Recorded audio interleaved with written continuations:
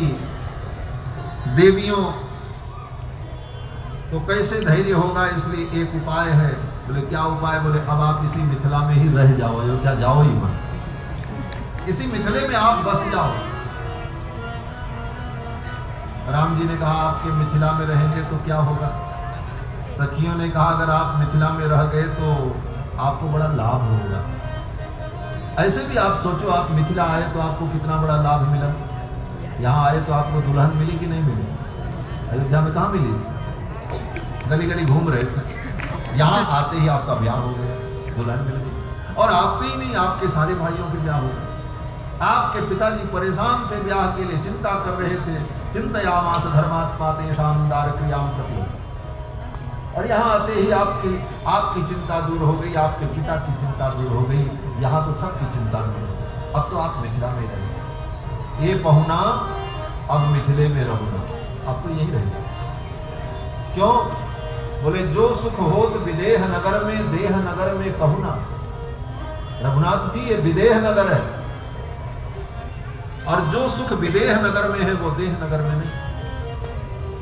ये केवल भजन ही नहीं है, ये कोई साधारण सखी की पंक्ति नहीं है, किसी साधारण सखी की भावना की पंक्ति नहीं, अपितु ये बहुत बड़ा वेदांत है। मिथिला की सखियां कहती हैं जो सुख होत विदेह नगर में। इस शरीर में भी रह करके देह की सत्ता से जो ऊपर उठ जाए वो विदेह है, और विदेह की स्थिति हो जाने पर जो सुख मिलता है, देह की सत्ता में आसक्त रहने वाले को वो सुख नहीं। जो सुख होत विदेह नगर में, देह नगर में कहूना, पहुना अब मिथिले में रहो। अब तो आप इसी मिथिले में। एक सखी ने कहा सरकार अगर आप हमारे मिथिला में रह गए तो मैं गारंटी लेती हूं 1 महीने के अंदर आपको हम करिया से गोर बना देंगे। 1 महीने के अंदर करिया से गोर। राम जी ने कहा ऐसा कोई उपाय होता है?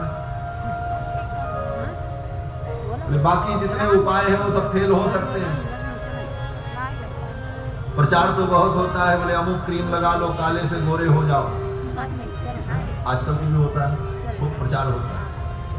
मिथिला की सखियों ने कहा सरकार हम तो गारंटी लेते हैं, आप हमारे मिथिला में रुक जाओ, 1 महीने के अंदर आपको हम करिया से गोर बना देंगे।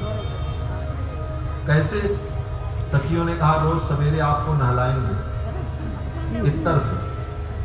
इतर से आपको नहला करके, सुगंधित तेल से स्नान करा करके, काजू बादाम का उबटन लगा करके, मल मल करके, नहला करके आपको 1 महीने के अंदर हम करिया से गोर बना देंगे। जो आनंदे विदेह नगर में, देह नगर में कहूना, ए पहुना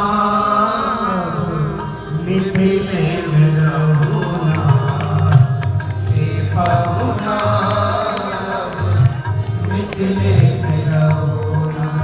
जो आनंद विदेह नगर में, जो आनंद विदेह नगर में, देह नगर में कहूना, ए पहुना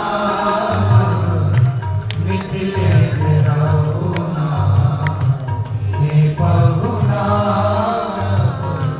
मिथिले में रहुना। रोज सवेरे उबटन मल के भीतर से नहवायो, रोज सवेरे उबटन मल के भीतर से नहवायो। 1 महीना के भीतर करिया से गोर बनाए हो, 1 महीना के भीतर करिया से गोर बनाए हो। झूठ कहत ना पानी तन को,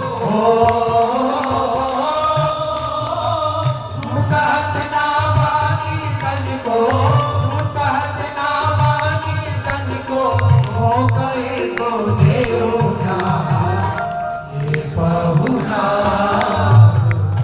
मिथिले में रहुना, ये पहुना मिथिले मिथिले में रहूँगा। नित नवीन मन भावन व्यंजन फल सब कंचन थारी। नित नवीन मन भावन व्यंजन फल सब कंचन थारी। स्वाद भूख बढ़ जाई सुनसारी सरहज के गाई। स्वाद भूख बढ़ जाई सुनसारी सरहज के गाई। ओ स्वाद भूख बढ़ जाई सुनसारी सरहज के गाई। स्वाद भूख बढ़ जाई सुनसारी सरहज के गाई।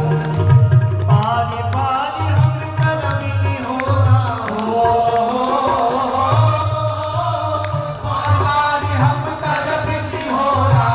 पार पार हम करमिन हो रहा।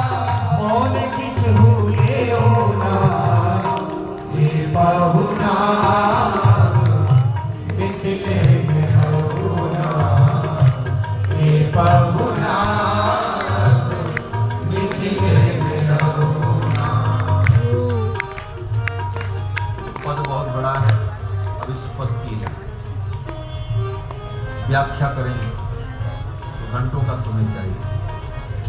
भगवान की विवाह लीला की बड़ी महिमा है और बड़ी चर्चा है। भगवान के विवाह लीला का ही वर्णन हो तो कई दिनों तक सारी रीत, सारी रस्में, जो जो भाव मिथिला के भक्तों के हैं उनका वर्णन हो। भगवान का बड़े धूमधाम से विवाह हुआ, जवनार हुई और फिर बराती लोग जनवासे में पधारे। फिर आगे कथा आती है